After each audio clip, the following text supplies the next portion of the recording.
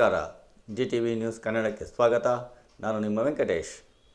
ಕೆಂಪೇಗೌಡ ಅಭಿವೃದ್ಧಿ ಸಮಿತಿಯ ಅಧ್ಯಕ್ಷ HM ಕೃಷ್ಣಮೂರ್ತಿರವರು ಸುದ್ದಿಗೋಷ್ಠಿಯನ್ನು ನಡೆಸಿ, ಈ ಹಿಂದೆ ಇದ್ದ ಅಂಬೇಡ್ಕರ್ ಭವನದ ಜಾಗದಲ್ಲೇ ನೂತನ ಅಂಬೇಡ್ಕರ್ ಭವನ ನಿರ್ಮಿಸಲು ನಮ್ಮದೇನೂ ತಕರಾರಿಲ್ಲ. ನಾವು ಅಭಿವೃದ್ಧಿಗೆ ವಿರೋಧಿಗಳಲ್ಲ. ಆದರೆ ಬೇರೆ ಕಡೆ ಅಂಬೇಡ್ಕರ್ ಭವನ ನಿರ್ಮಿಸಿದರೆ ನಾವುಗಳು ವಿರೋಧಿಸುತ್ತೇವೆ ಎಂದರು. ಇಲ್ಲಿ ಅಂಬೇಡ್ಕರ್ ಭವನ ಇದ್ದಂಥ ಜಾಗ ಸರ್ವೆ ನಂಬರ್ 213.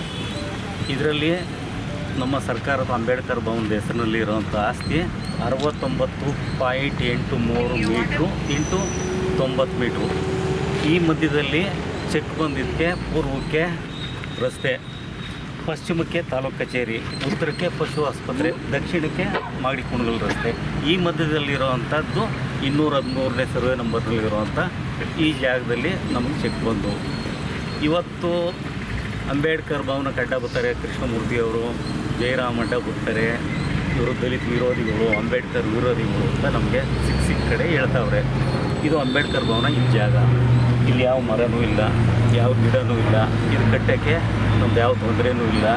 ಇವತ್ತು ಅಂಬೇಡ್ಕರ್ ಭವನ ಇಲ್ಲಿಂದ ಯಾರ್ದು ಅನುಮತಿ ಇಲ್ಲದೆ ಬೀಳಿಸ್ಬಿಟ್ಟು NASನಲ್ಲಿ ಅಂಬೇಡ್ಕರ್ ಭವನ ಜಗಜೀವನ ಭವನ ಕಟ್ತೀವಿ ಅಂತ ನಮ್ಮನ್ನು ಕರೆದ್ರು. ನಾವು ಅದಕ್ಕೆ ಒಪ್ಪಲ್ಲ, ನಾವು ಬರಲ್ಲ ಅಂತ ನಾನು ಹೋಗಲಿಲ್ಲ. ಎಲ್ಲ ಚಪ್ಪಾಳೆ ಹೊಡೆದು ನಮ್ಮವರೆಲ್ಲ ಪಟಾಕಿ ಸಿಡಿಸಿ ಸಂಭ್ರಮ ಮಾಡಿದ್ರು. ನಾನು ಸರ್ಕಾರಕ್ಕೆ ಹೋಗಿ ಸಂಬಂಧಪಟ್ಟ ಮಂತ್ರಿಗಳು, IAS ಅಧಿಕಾರಿಗಳು, ಪ್ರಿನ್ಸಿಪಲ್ ಸೆಕ್ರೆಟರಿ ಅವ್ರನ್ನೆಲ್ಲ ನಾನು ಕಂಡಾಗ ರಾತ್ರಿ PWDನವರು ಈ ಬಿಲ್ಡಿಂಗ್ ಬಿದ್ದೋಯ್ತದೆ, ಬೀಳಿಸ್ಬೇಕು ಅಂತ ಹೇಳಿದ್ರು. ಬೀಳಿಸಿದ್ವಿ. ಅದೇ ಜಾಗದಲ್ಲಿ ಅಂಬೇಡ್ಕರ್ ಭವನ ಕಟ್ತೀವಿ ಅಂತ ನನಗೊಂದು ಎಂಡಾರ್ಸ್ಮೆಂಟ್ ಕೊಟ್ಟು ಕೈ ತೊಳ್ಕೊಂಡ್ರು. ಇವತ್ತು ಎಂಡಾರ್ಸ್ಮೆಂಟ್ ಕೊಟ್ಟಾದ ಮೇಲೆ ನಾವು ಇಲ್ಲೇನೋ ಅಂಬೇಡ್ಕರ್ ಭವನ ಕಟ್ತಾರೆ ಅಂತ ನಾನು ನಮ್ಮ ಕೃಷ್ಣಮೂರ್ತಿ ಅವ್ರನ್ನ ಕೇಳಿದೆ. ನನ್ನ ಪೂಜೆ ಕರೆದವರೆ, ನಾನು ಹೋಗ್ಲಾಣ, ಹೇಗೆ ಅಂಬೇಡ್ಕರ್ ಭವನ ಕಟ್ತಾ ಇರೋದು ಸಂತೋಷದ ವಿಚಾರ, ನೀವು ದಯಮಾಡಿ ಹೋಗಿ ಅಂದರು. ನಾನು ಬಂದೆ. ಅಲ್ಲೇನೋ ಒಂದು ಕಲ್ಲಿಟ್ಟಿದ್ರಲ್ಲ, ಪೂಜೆ ಎಲ್ಲಾದರೂ ದೇವಮೂಲೆ ಅಂತ ಮಾಡ್ತಾರೆ ಅಂತ ಉದ್ದೇಶ ನಂದಿತ್ತು. ಅಲ್ಲಿ ಎಲ್ಲೋ ಮಾಡಿದ್ರು ಪೂಜೆನ. ಆದರೆ ನಾವು ನೋಡಿದ್ರೆ ಪಿಲ್ಲರ್ನ ಪಶು ಆಸ್ಪತ್ರೆ ಜಾಗದಲ್ಲಿ ಪಿಲ್ಲರ್ ತೆಗಿವಾಗಲೂ ನಾವು ಸುಮ್ಮನಿದ್ದು.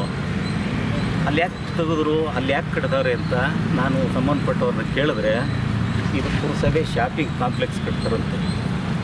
3 ಅಂತಸ್ತಿನಲ್ಲಿ ಶಾಪಿಂಗ್ ಕಾಂಪ್ಲೆಕ್ಸ್ ಕಟ್ಟಿ ಪಕ್ಕದಲ್ಲಿ ಅಂಬೇಡ್ಕರ್ ಭವನ. ಇದು ರಸ್ತೆಗೆ ಕಾಣಬಾರ್ದು, ಅಂಬೇಡ್ಕರ್ ಹೆಸರು ಸಾರ್ವಜನಿಕವಾಗಿ ಎಲ್ಲೂ ಕಾಣಬಾರ್ದು, ಮರೆ ಮಾಚಬೇಕು. ಈ ಉದ್ದೇಶ ಇವ್ರದ್ದು. ನಮ್ಮದು ಅಂಬೇಡ್ಕರ್ ಭವನದ ವಿರೋಧಿಗಳಲ್ಲ, ನಾವು ಅಂಬೇಡ್ಕರ್ ವಂಶಸ್ಥರು, ಅಂಬೇಡ್ಕರ್ ವಾದಿಗಳು.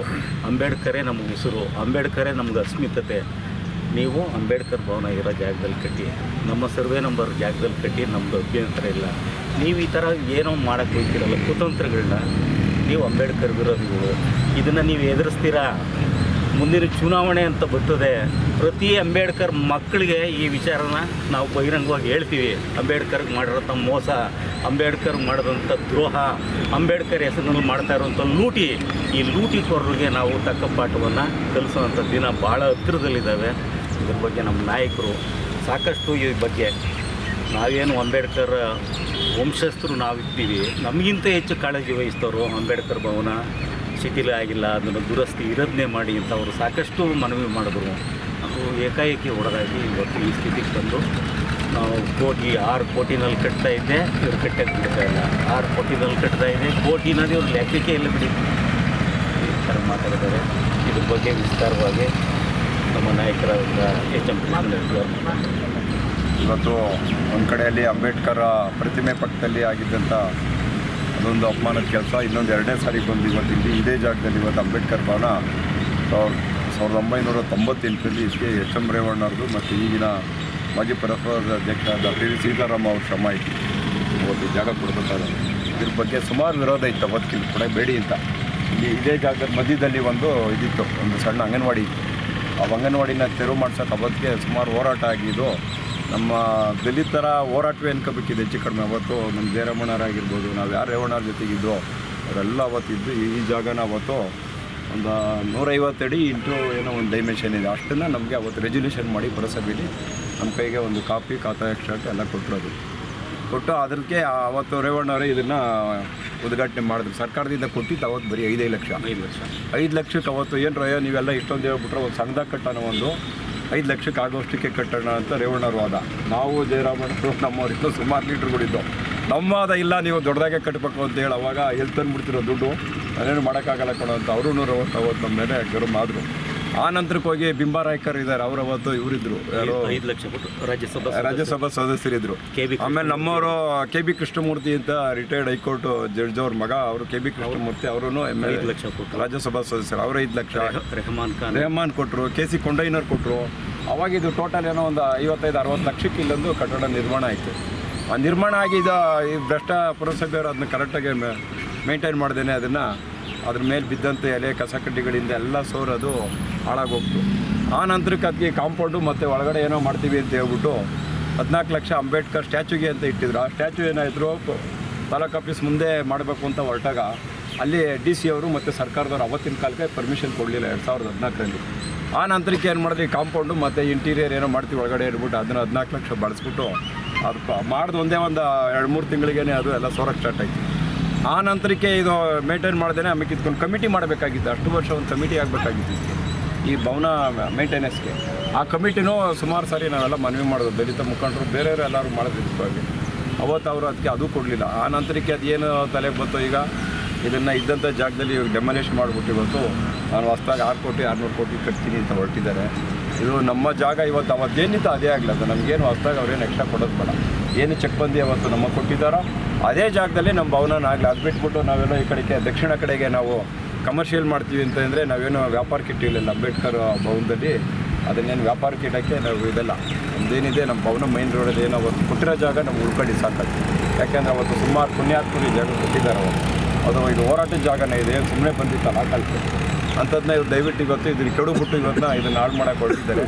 ಏನಂದರೆ ಟೋಟಲಾಗಿ ಮುಖ್ಯ ರಸ್ತೆಯಲ್ಲಿ ಯಾವುದೋ ಭವನ ಕಾಣಬಾರ್ದು ಅಂತ ಕಟ್ಬಿಟ್ಟು ಆ ಕಡೆಗೆ ಕಮರ್ಷಿಯಲ್ ಕಟ್ಟಿ, ನಮಗೇನು ಕಮರ್ಷಿಯಲ್ ಕಟ್ಟಿ ಅಂತ ನಾವು ಯಾರನ್ನ ಮಾಡಲಿ ತಾಲೂಕಿನ ಸಾರ್ವಜನಿಕರಾಗಿ ದಲಿತ ಮುಖಂಡರುಗಳು ಏನಾದರೂ ಹೋಗಿದ್ವಿ ಯಾರ ಹತ್ರ, ನಾವು ಈ ಕಡೆ ಕಮರ್ಷಿಯಲ್ ಕಟ್ಬಿಡಿ, ನಮ್ಗೆ ಈ ಕಡೆಗೆ ಭವನ ಆಗಲಿ ಅಂತ ನಾವು ಯಾರು ಕೇಳಿದವರು ಅಲ್ಲ. ನಮ್ಗೆ ಅದು ಬೇಕಾಗಿಲ್ಲ. ನಮ್ಮ ಜಾಗದಲ್ಲಿ ಯಾವ ಪುರಸಭೆಯವರು ಆಗಲಿ ನಮ್ಗೊಂದು ಡೈಮೆನ್ಷನ್ ಕೊಟ್ಟಿದ್ದಾರೆ, ಇಟ್ಟಡಿ ಅಂತ ಪುರಸಭೆ ರೆಗ್ಯುಲೇಷನ್ ಇದೆ. ಅದ್ರ ಪ್ರಕಾರ ಆಗ್ಬಿಟ್ಬಿಟ್ರೆ ಇದನ್ನು ನಮಗಿವತ್ತು ನಮಗೆ ಕಪ್ಪು ಪಟ್ಟಿ ಕಟ್ಟಕ್ಕೆ ಕೊಟ್ಟಿದ್ದಾರೆ ದಲಿತ ವಿರೋಧಿಗಳು. ಯಾರು ದಲಿತ ವಿರೋಧಿಗಳು ಇವತ್ತು? ನಾವೆಲ್ಲಿ ದಲಿತ ವಿರೋಧಿತನ ಮಾಡಿದ್ದೀವಿ ಹೇಳಬೇಕು. ನಾವೆಲ್ಲ ನಿಮ್ಮ ಜೊತೆಗಿದ್ದಕ್ಕೆ ನಿಮ್ಮನ್ನು MLA ಮಾಡಿದ್ವಿ, ಬಾಲಕೃಷ್ಣವ್ರು MLA ಮಾಡಿದ್ದೀವಿ. ಇನ್ನೂ ಅವತ್ತು ಮುಂದುವರೆದವರು ಓಟ್ ಹಾಕಿಲ್ಲ. ಅವತ್ತು ಹಾಕಿದ್ದೆ ದಲಿತರು, ಕಾಂಗ್ರೆಸ್ ಪರವಾಗಿ ಓಟ್ ಹಾಕಿದ್ದು ಬಾಲಕೃಷ್ಣವ್ರಿಗೆ. ನಾವ್ಯಾಕೆ ದಲಿತ ವಿರೋಧಿತನ ಮಾಡೋಣ? ಎಲ್ಲಿ ಏನು ಮಾಡಿದ್ದೀವಿ ಹೇಳಬೇಕು ಓಪನ್ ಆಗಿ ಹೇಳಿ. ಏನು ಅವತ್ತು ಅದು ಇವರು ಇದ್ದರು, ಕೃಷ್ಣಣ್ಣವರು ಇದ್ರು ಅವತ್ತು, ಅದನ್ನೆಲ್ಲ ಇಷ್ಟು ಇವತ್ತು MLA ಮಾಡಬೇಕಾದ್ರೆ ಇವತ್ತು ಅವ್ರದ್ದು ಶ್ರಮ ಆಯಿತು. ಅವತ್ತು ಅವ್ರದ್ದು ಒಂದಷ್ಟು ಓಟ್ನ ಕ್ರೋಢೀಕರಿಸಿ ಈ ಕಡೆ ತಂದಿದ್ದು ಇವತ್ತು ಅವರು MLA ಆಗಿಬಿಟ್ಟು ಈಗೆಲ್ಲ ನಾವೆಲ್ಲ ಈಗ 3 ವರ್ಷದಿಂದ 2 ವರ್ಷದಿಂದ ಈಚೆಗೆಲ್ಲ ವಿರೋಧಿಗಳಾಗ್ಬಿಟ್ಟು. ಈಗ ನಾನು ಜಯರಾಮಣ್ಣ ಎಲ್ಲರೂ ನಾವು ಇಲ್ಲಿರೋರು ಹೆಚ್ಚು ಕಡಿಮೆ ಎಲ್ಲ ಅವ್ರಿಗೆ ಎಲೆಕ್ಷನ್ ಮಾಡಿದಾರೆ, ನಾವೇನು ಬೇರೆಯವ್ರಿಗೇನು ಎಲೆಕ್ಷನ್ ಮಾಡಿದಾರಲ್ಲ. ಅವತ್ತು ಓಟ ಕೇಳುವಾಗ ಅವತ್ತು ವಿರೋಧಿತನ ಇರಲಿಲ್ಲ, ಇವತ್ತು ನಾವು ವಿರೋಧಿಗಳಿವೆ. ನಮ್ಮ ವಿರೋಧಿ ಏನಂತ ಅವ್ರು ಹೇಳ್ಬೇಕು, ಏನು ನಾವು ವಿರೋಧ ಮಾಡಿದ್ದೀವಿ ಅಂತ. ನಮ್ಮ ಅಂಬೇಡ್ಕರ್ ಭವನನ ಹೇಗಿದೆ ಯಥಾಸ್ಥಿತಿಲಿ ಇಲ್ಲೇ ಕಟ್ಟಬೇಕು. ಅದಕ್ಕೆ ಯಾರು ಇದಾಗ್ತಾರೋ ಅಡ್ಡಿ ಆಗ್ತಾರೋ ಅದ್ರ ಬಗ್ಗೆ ನಮ್ಮದಂತೂ ವಿರೋಧ ಇದ್ದೇ ಇದೆ. ನಮ್ಗೆ ಯಾವ ಈ ಕಡೆ ಕಾಂಪ್ಲೆಕ್ಸ್ ಬೇಡ, ಏನು ಬೇಡ, ನಮ್ಮದೇನು ಜಾಗ ಇದೆ ಅದೇ ಜಾಗದಲ್ಲೇ ನಮಗೆ ಅಂಬೇಡ್ಕರ್ ಭವನ ಕಟ್ಟಬೇಕು ಅಂತ ಹೇಳ್ಬಿಟ್ಟು ಇದರಲ್ಲಿ ಒತ್ತಾಯಿಸ್ತೀವಿ. ಈ ಡಾಕ್ಟರ್ BR ಅಂಬೇಡ್ಕರ್ ಅವರ ಭವನವನ್ನು ಪರಿಶುದ್ಧವಾಗಿ ಇಟ್ಕೊಂಡಿಲ್ಲ ಅಂಥೇಳಿ ಮೊದಲು ಧ್ವನಿ ಎತ್ತೋನೇ ನಾನು. ಅದಕ್ಕೆ ಬಾಗಿಲಿರಲಿಲ್ಲ, ಒಳಗಡೆ ಕಿಟಕಿಗಳಿರಲಿಲ್ಲ, ಹಾಸಿಗೆಗಳು ತೊಗೊಂಡು ಬಿಸಾಕಿದ್ದೆಲ್ಲ ಅಲ್ಲೇ ಕೊಳೆತು ನಾರ್ತಾಯಿತ್ತು. ಒಳಗಡೆ 2 ರೂಮ್ ಇತ್ತು. ಆ ಬಾತ್ರೂಮ್ ಇಲ್ದಿರೋ ಜನ ಒಳಗಡೆ ಆ ರೂಮ್ಗೆ ರೀಸಸ್ ಮಾಡಿ ಮಾಡಿ ಮಾಡಿ ಬಾಗಿಲು ಹಾಕ್ಕೊಂಡು ಅದು ಅಂಬೇಡ್ಕರ್ ಭವನ ಥರ ಅದನ್ನು ಇಟ್ಕೊಳ್ಳಿಲ್ಲ. ಅದು ಭಾಳ ಕೆಟ್ಟ ರೀತಿಯಲ್ಲಿ ಆ ಬಿಲ್ಡಿಂಗ್ನ ಉಪಯೋಗಿಸ್ಕೊಂಡ್ರು. ಅದನ್ನು ಸ್ವಚ್ಛ ಮಾಡಬೇಕಾದ್ರೆ ಒಂದು ನೀರಿನ ಟ್ಯಾಂಕ್ ಇತ್ತು, ಆ ನೀರು ಟ್ಯಾಂಕನ್ನ ಮೇಲೆ ಮೋಲ್ಡ್ ಹಾಕ್ಬಿಟ್ಟು ಕ್ಲೋಸೇ ಮಾಡಿಬಿಟ್ರು. ಹಾಗಾಗಿ ಆ ಒಂದು ಪರಿಶುದ್ಧವಾಗಿ ಅದೊಂದು ದೇವಸ್ಥಾನದ ರೀತಿ ಕಾಪಾಡಿಕೊಳ್ಳುವಂಥ ಬಿಲ್ಡಿಂಗು ಅದು ದಿನೇ ತುಂಬ ಹತ್ತಿರದ ವರ್ಷಗಳಲ್ಲಿ ನಸುವಂಥ ಬಿಲ್ಡಿಂಗ್ ಆಗಿದೆ ಅಂದಾಗ ನೀವು ಯೋಚನೆ ಮಾಡಿ. ಒಂದು ಸರ್ಕಾರದ ಬಿಲ್ಡಿಂಗು ಇವತ್ತು ನಮ್ಮ ಬೆಂಗಳೂರಿನಲ್ಲಿರುವಂಥ ಹಾಸ್ಪಿಟ್ಲ್ ತಗೊಳ್ಳಿ, ವಿಕ್ಟೋರಿಯಾ ಆಸ್ಪತ್ರೆ, ಇವತ್ತು 500 ವರ್ಷಗಳ ಇತಿಹಾಸ ಇರುವಂಥ ಆಸ್ಪತ್ರೆ ಇನ್ನೂ 10,000 ವರ್ಷ ಆದರೂ ಅದು ಗಟ್ಟಿಮುಟ್ಟಿಯಾಗಿ ನಿಂತಿದೆ. ಇವತ್ತು ನಮ್ಮ ಸರ್ಕಾರದ ಹಣ ತಂದು, ತೆರಿಗೆ ಹಣ ತಂದು ಇವತ್ತು 17 ವರ್ಷ 20 ವರ್ಷ ಬಾಳ್ವಿಕೆ ಬರಲ್ಲ, ಬಿದ್ದೋಗುತ್ತೆ ಅಂತ ಹೊಡೆದಾಕ್ತು ಅಂತ ಹೇಳಬೇಕಾದ್ರೆ ನಿಮ್ಮ ಕಟ್ಟಡ ಎಷ್ಟು ಮಟ್ಟಿಗೆ ಬಂದೋಬಸ್ತ್ ಕಟ್ಟಿದ್ರಿ, ಅದನ್ನ ಎಷ್ಟು ಸ್ವಚ್ಛತೆಯಿಂದ ನೋಡ್ಕೊಂಡ್ರಿ, ಇಲ್ಲಿ ಇರುವಂಥ ಆಡಳಿತ ಸತ್ತೋಗಿತ್ತ ಅಥವಾ ಆಡಳಿತಕ್ಕೆ ಯಾರನ್ನ ಹೇಳೋರು ಯಾರು ಇರಲಿಲ್ವ ನೀವು? ಇವೆಲ್ಲ ನಾವು ಪ್ರಶ್ನೆನ ಮಾಡಬೇಕಾಗತ್ತೆ. ಇದೆಲ್ಲ ಹೊಡೆದ ಮೇಲೆ ನಾವು ಜಯರಾಮಣ್ಣವ್ರಿಗೆ ಹೇಳಿದೆ, ಜಯರಾಮಣ್ಣ ಏಕಾಏಕಿ ಹೊಡಿತಾವ್ರೆ ಅಂದರು. ಏನಾದರೂ ಮಾಡಿ ಅದನ್ನು ಹೊಡ್ಸೋದು ಬೇಡ ಅಂದೆ. ಬಂದರು, ರಾತ್ರಿ ಅಧಿಕಾರಿಗಳು ಬಿಟ್ಟರು, ಸೈನ್ಯ ನಿಲ್ಲಿಸ್ದಂಗೆ ನಿಲ್ಲಿಸ್ತಾರೆ. ಯಾಕೆಂದ್ರೆ ಏನೇನೇ ಮಾಡಿದ್ರೆ ಒಂದು ಕೇಸ್ ಹಾಕ್ಬಿಟ್ಟು ಒಳಗಡೆ ಕಳಿಸ್ಬಿಟ್ರೆ ನಾವು ಇನ್ನೇನು ಬೇಕಾದ್ರೂ ಎಲ್ಲ ನುಣ್ಣಿಗೆ ಗುಡಿಸಿ ಗುಂಡಾಂತರ ಮಾಡ್ಬೋದು ಅಂತ ಅವ್ರ ತಲೆಯಲ್ಲಿ ಇರ್ಬೋದು. ಅದು ಆಗೋ ಕೆಲಸ ಅಲ್ಲ. ಆವಾಗ ಇದನ್ನು ಹೊಡೆದಾಕದಾಗ ಏನಾದರೂ ಒಂದು ಮನವಿ ಕೊಟ್ಟಾಗ ಇಲ್ಲ ನಾವು ಪರ್ಮಿಷನ್ ಕೊಟ್ಟಿಲ್ಲ, ನಾವು ಅದೇ ಜಾಗದಲ್ಲಿ ಕಟ್ತೀವಿ ಅಂತೇಳಿ ಆ ಅಳತೆ ಉದ್ದ ಎಲ್ಲ ಕೊಟ್ಟು ಇದಕ್ಕೊಂದು ರೆಕಾರ್ಡು ನಮ್ಮ ಕೈಗೆ ಕೊಟ್ಟರು. ಇಲ್ಲಿ ಅಂಬೇಡ್ಕರ್ ಭವನ ಆಗಬೇಕು ಅನ್ನೋದು ನಮ್ಮ ಚಿಂತನೆ. ಅಂಬೇಡ್ಕರ್ ಅವರು, ಮಾಗಡಿ ಕೆಂಪೇಗೌಡರು, ಬಸವಣ್ಣವರು ಇವೆಲ್ಲ ದೇವರಿಗೆ ಸಮಾನವಾದಂಥ ವ್ಯಕ್ತಿಗಳು. ಯಾವತ್ತೂ ಇರುವಾಗ ಜೀವನದ ಹೋರಾಟದಲ್ಲಿ ಒಂದು ನಾಯಕತ್ವ. ಅವರು ನಮ್ಮಿಂದ ಕಣ್ಮರಿ ಆದಮೇಲೆ ಎಲ್ಲರ ಹೃದಯದಲ್ಲಿ ನೆಲೆಸಿರುವಂಥ ದೇವರ ಸಮಾನ. ಇವತ್ತು ಅವ್ರ ಹತ್ರ ಹೋಗಿ ಭಕ್ತಿಪೂರ್ವಕ ನಮನ ಮಾಡ್ತೀವಿ, ನಮಸ್ಕಾರ ಮಾಡ್ತೀವಿ, ಆಶೀರ್ವಾದ ಕೇಳ್ಕೊತೀವಿ ಅಂದರೆ ಅವರೆಲ್ಲ ದೇವರಿಗೆ ಸಮಾನ. ಒಂದು ದೇವಸ್ಥಾನ ಕಟ್ಟೋದಿಗೆ ಆತ ಪುಣ್ಯಾತ್ಮನ ಜಾಗದಲ್ಲಿ ಏನಾದರೂ ಒಂದು ಒಳ್ಳೆಯದು ಮಾಡಬೇಕಾದ್ರೆ ನಾವು ಸಂತೋಷ ಪಡೋದು. ಇವತ್ತು ಇಲ್ಲಿನ ಕೆಲವು ಜನ ಹೇಳ್ತಾರೆ, ಇಲ್ಲ ನಾವು ಇಲ್ಲಿ ಅಂಬೇಡ್ಕರ್ ಭವನ ಕಟ್ಟೋದಕ್ಕೆ ಇಲ್ಲಿ ವಿರೋಧ ಮಾಡ್ತಾ ಇದ್ದಾರೆ ಅನ್ನೋದು ಇದೊಂದು ಇವತ್ತಿನ ಯಕ್ಷ ಪ್ರಶ್ನೆ. ಅದಕ್ಕೆ ಪೂರಕವಾಗಿ ಒಂದು ಭಜನೆ ಮಂಡಳಿ ಇದೆ. ಅಲ್ಲಿ ಏನಾನ ಒಂದು ಆಶಯ ಬಂದುಬಿಟ್ರೆ ಎಲ್ಲ ಒಗ್ಗಟ್ಟಿಗೆ ಜೈ ಅಂತ ಹೇಳಿ ಒಂದು ಜೈಕಾರ ಹಾಕಿ ಅದನ್ನು ದಿಕ್ಕು ತಪ್ಪಿಸೋವಂಥದ್ದು ಒಂದು ಭಜನೆ ಮಂಡಳಿ. ಅವರು ಮಾತಾಡಿದ್ರು, ಅದನ್ನು ನಾನು ಕೇಳಿದ್ದೀನಿ. ಇವಾಗ ನಮ್ಮ ಉದ್ದೇಶ ಅಂದರೆ ಈ ಒಂದು ಸರ್ವೆ ನಂಬರಲ್ಲಿ 213 ಸರ್ವೆ ನಂಬರಲ್ಲಿ ಏನು ಅಂಬೇಡ್ಕರ್ ಭವನ ಇತ್ತು ಆ ಜಾಗದಲ್ಲಿ ಕಟ್ಟಿ ನಾವೇ ಬರ್ತೀವಿ. ಇಲ್ಲಿ ನಮ್ಮ ವಿರೋಧ ಇಲ್ಲ. ದೇವಸ್ಥಾನ ಕಟ್ಟೋದಕ್ಕೆ, ಉಳಿಸ್ಕೊಳ್ಳಲಿಕ್ಕೆ, ಬೆಳೆಸ್ಕೊಳ್ಳಲಿಕ್ಕೆ ಅದಕ್ಕಿಂತ ಸಂತೋಷದ ವಿಚಾರ ಮಾಗಡಿ ನಮಗೆ ಬೇಕಿಲ್ಲ. ನಾವು ಸಂತೋಷ ಪಡ್ತೀವಿ ಮಾಡಿ. ಆದರೆ ನೀವು ಈಗ ಮೇಯ್ನ್ ರೋಡಲ್ಲಿ 3 ಫ್ಲೋರು ಒಂದು ಅಂಗಡಿ ಮಾಳಿಗೆಗಳನ್ನು ಮಾಡ್ತೀವಿ ಅಂತ ಹೇಳ್ತೀರಿ. ಡಬ್ಬಲ್ ರೋಡ್ ಹಾಕ್ತದೆ. ಒಂದು ಡಬ್ಬಲ್ ರೋಡಲ್ಲಿ ಇಷ್ಟು ಅಂತಸ್ತು ವ್ಯಾಪಾರಗಳನ್ನ ಬಂದಾಗ ವೆಹಿಕಲ್ ಎಲ್ಲಿ ನಿಲ್ಲಿಸ್ತಾರೆ? ರೋಡಲ್ಲಿ ನಿಲ್ಲಿಸ್ತಾರೆ. ಆವಾಗ ಹೈವೇ ರೋಡ್ ಆದಮೇಲೆ, ಆ ರೋಡೇ ಬ್ಲಾಕ್ ಆದಮೇಲೆ ನೀವು ಮಾಗಡಿನ ಉದ್ಧಾರ ಮಾಡ್ತಾ ಇದ್ದೀರಾ, ಅಲ್ಲ ಸುಂದರತೆ ತೋರಿಸ್ತಾ ಇದ್ದೀರಾ, ಇಲ್ಲ ನಿಮ್ಮ ಬಿಸ್ನೆಸ್ ಮಾಡ್ಕೊಂಡು ಈ ಮಾಗಡಿನ ಸರ್ವನಾಶ ಮಾಡ್ತೀರಾ? ಇದು ನಮ್ಮಲ್ಲಿರೋ ಅನೇಕ ಸಾರಿ ಪ್ರಶ್ನೆಗಳು ಬಂದು ಮರುಗಳಿಸ್ತಾ ಇದೆ. ನಿಮಗೆ ಇಲ್ಲಿ ಅಂಗಡಿ ಕಟ್ಟು ಅಂತಾರೆ ಯಾರು? ಆಯಿತು, ಇವಾಗ ಇಲ್ಲಿವರೆಗೂ ಮಾಡಿದ್ದೀರಲ್ಲ, ಏನೇನು ಸಾಧನೆ ಮಾಡಿದಿರಿ ಹೇಳಿ. ಇಲ್ಲಪ್ಪ ನಾವು ಅದನ್ನು ಮಾಡಿದ್ವಿ, ಇದು ಮಾಡಿದ್ವಿ. ಏನು ಮಾಡಿದ್ದೀರಿ? ಒಂದು ಫ್ಯಾಕ್ಟ್ರಿ ಇಲ್ಲ, ಒಂದು ಸರಿಯಾದ ಒಂದು ಹೋಟ್ಲಿಲ್ಲ, ಒಂದು ವಸತಿ ಗೃಹ ಇಲ್ಲ, ಒಳ್ಳೆಯದೊಂದು ಪ್ರವಾಸಿ ಮಂದಿರ ಇಲ್ಲ. ಯಾರು ಏನು ಮಾಡಿದ್ದೀರಿ? ಇಲ್ಲ ಒಂದು ಉದ್ಯೋಗ ಮೇಳ ಕೊಟ್ಟಿದ್ದೀರಾ? ಇಲ್ಲ ಉದ್ಯೋಗ ಕೊಡಿಸ್ತಾ ಇದ್ದೀರಾ? ಇಲ್ಲ ರೈತರಿಗೆ ಏನಾದರೂ ಏಳಿಗೆ ಆಗಂಗೆ ಏನಾದರೂ ಅವರಿಗೆ ಸ್ಫೂರ್ತಿಯಾಗಿ ಏನಾನ ಸಹಾಯಧನ ಕೊಡಿಸ್ತಾ ಇದ್ದೀರಾ? ಏನೂ ಇಲ್ಲ. ಅಭಿವೃದ್ಧಿ ಹೆಸರು ಮಾಡಬಾರದು ಕೆಲಸ. ಕೇಳಿದಾಗ ಇದು ಅಭಿವೃದ್ಧಿ ಹೆಸರಿನಲ್ಲಿ ನಮ್ಮನ್ನು ಮುಖವಾಡ ತರಿಸೋದು. ಅಂದರೆ ತಿನ್ನೋದು ಇವರು, ಮುಖವಾಡ ನಮಗೆ ಹಾಕೋದು. ಅದು ಬಿಡಿ, ಅದು ಆ ಕಾಲ ಹೋಗಿದೆ. ನಿಮಗೆ ಅಲ್ಲಿ ಹೈವೇಲಿ ನೀವು ಅಂಗಡಿಗಳು ಕಟ್ಟಿದ್ರೆ ಪ್ರತಿಯೊಬ್ಬ ಬಾಳೆಹಣ್ಣು ಅಂಗಡಿ ಇರ್ತಾನೆ, ತರಕಾರಿ ಇರ್ತಾನೆ, ಕೋಳಿ ಅಂಗಡಿ ಇರ್ತಾನೆ, ಎಳ್ನೀರೋನು ಇರ್ತಾನೆ, ಗುದ್ಲಿ ಮಾರೋನು ಇರ್ತಾನೆ, ಕಂಬಳಿ ಮಾರೋರು ಇರ್ತಾನೆ, ಚಪ್ಪಲಿ ಮಾರೋನು ಇರ್ತಾನೆ. ಎಲ್ಲರೂ ಎಲ್ಲಿ ಹೋಗ್ತಾರೆ ಜನ? ಇವತ್ತು ಪ್ರತಿಯೊಬ್ಬನಿಗಲ್ಲೂ 2 ವೀಲರ್ ಇದೆ, ಒಂದು ಕಾರ್ ಇದೆ. ತೊಂದೋನಲ್ಲಿ ಏಕೆ ಹಾಕಿದ್ರೆ ಆ ರೋಡ್ ಏನಾಗ್ತದೆ? ಮುಕ್ಕಾಲು ಭಾಗ ರೋಡ್ ಕ್ಲೋಸ್ ಆಗುತ್ತೆ. ಇಲ್ಲಿ ನೀವು ನಿಮಗೆ ಹೆಂಗೆ ನಿಮ್ಮ ಮನಸ್ಸು ಬರ್ತದೆ ನಿಮ್ಗೆ ಅಲ್ಲಿ ಅಂಗಡಿ ಮಾಳಿಗೆ ಮಾಡೋದಕ್ಕೆ? ನೀವು ಮಾಡಬಾರ್ದು. ಮಾಡೋದು ನಿಮ್ದೇನೋ ಒಂದು ಉದ್ದೇಶ ಅಂದರೆ ಮಾಡಿಬಿಟ್ಟು ಹೆಸರು ಮಾಡೋದು ಬೇಡ. ಹಿಂಗೆ ಇನ್ನೂ ಅಭಿವೃದ್ಧಿ ಅಂತೇಳಿ ನಿಮ್ಮ ಹೆಸರನ್ನ ದಿನ ಪ್ರಚೋಲಿತವಾಗಿ ಅದನ್ನು ಕೇಳ್ಕೊಳ್ಳೋಕ್ಕೆ ಏನೋ ಇದನ್ನು ಮಾಡ್ತಾ ಇದ್ದೀರಂತ ನನಗೆ ಅನ್ನಿಸ್ತದೆ. ಇದರಿಂದ ನಿಮ್ಗೆ ಒಳ್ಳೆಯದಾಗಲ್ಲ. ಹಾಗಾಗಿ ಅಂಬೇಡ್ಕರ್ ಭವನಕ್ಕೆ ನಾಳೆನೇ ಕಟ್ಟಿ ನಾವು ಸಂಪೂರ್ಣವಾಗಿ ನಿಂತ್ಕೊತೀವಿ. ನಾವಿರೋರು ಎಲ್ಲರೂ ಬರ್ತೀವಿ. ಇದು ದೇವ್ರ ಸಮಾನದ ಕೆಲಸ. ನಾವ್ಯಾಕೆ ವಿರೋಧ ಮಾಡೋಣ? ನಾವ್ಯಾಕೆ ವಿರೋಧಿಗಳು?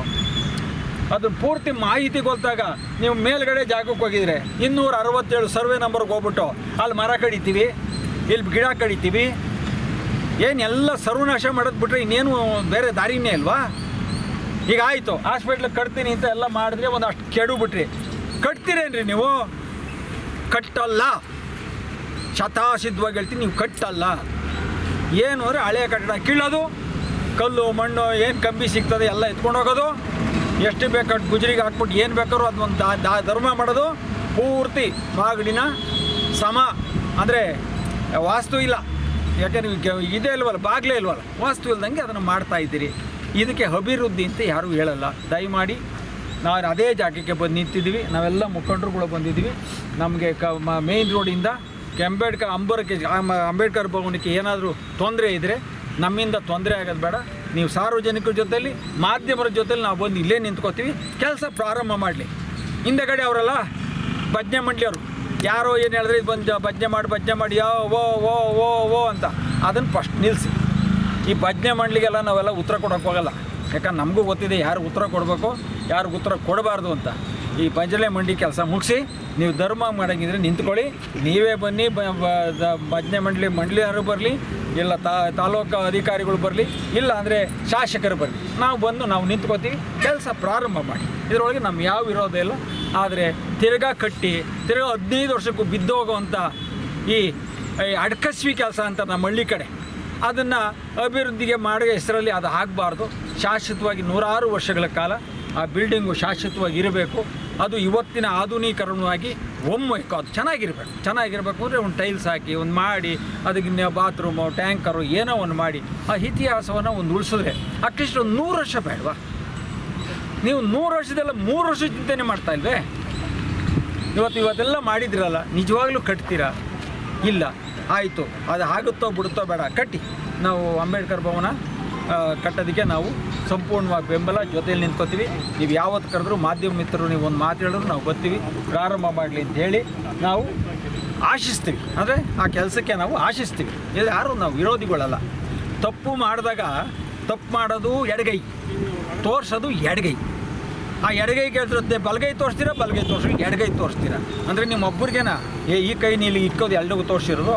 ನಮಗೂ ಗೊತ್ತು ಯಾವ ಕೈ ಎಲ್ಲಿ ಇಕ್ಕಿದ್ದೀರಾ ಅಂತ. ನಾವು ತೋರಿಸ್ತೀವಿ, ನೋಡಪ್ಪ ಈ ಕೈ ಇದು ಅಂತ. ಅದಕ್ಕೆ ಈ ಮಿಸ್ಗೈಡ್ ಮಾಡಿ ಈ ಭಜನೆ ಮಂಡಳಿಯವ್ರಿಗೆಲ್ಲ ಮಾತಾಡೋಕ್ಕೆ ಬಿಟ್ಬಿಟ್ಟು ನಾನು ಒಳ್ಳೆ ದೊಡ್ಡ ಸಾಧಕ ಅಂತ ಹೇಳ್ಕೊಳ್ಳೋಂಥ ಕೆಲಸ ಬೇಡ. ಅದರಿಂದ ಒಳ್ಳೆತನಕ್ಕೆ ಮಾಡಿ ನಾವು ನಿಮ್ಮ ಜೊತೆ ಇರ್ತೀವಿ. ಶಾಸಕರಿಗೂ ನಾವು ಬೆಂಬಲ ಕೊಡ್ತೀವಿ. ಧಾರಾಳವಾಗಿ ಕೆಲಸ ಮುಂದುವರಿಸ್ತೀವಿ.